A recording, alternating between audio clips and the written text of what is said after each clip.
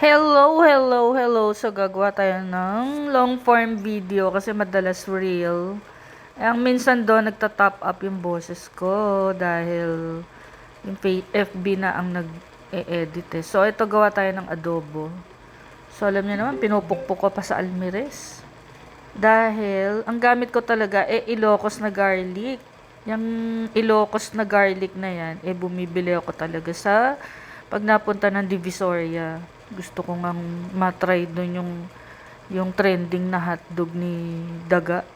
O, ito. Pero alam mo, ayan, mas masarap pa rin yung nabibili na toyo sa grocery. Mas iba yung lasa niya.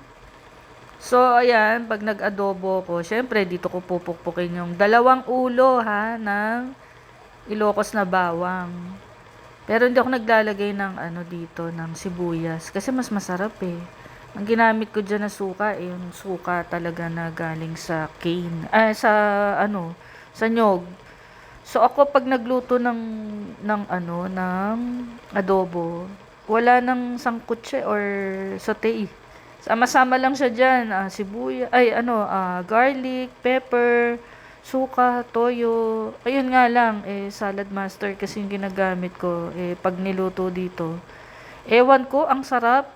Hindi ko alam kung ano meron dito. Minana ko lang naman to sa parents ko, tong salad master. Di gamitin. Naku, nag-atching pa ng anak ko. So, ayan, may patatas, may carrots, para masarap. So, anyway, ito naman. So, ayan, meron kasing nangingitlog dito. So, yung bantam talaga yung pinauupo ko.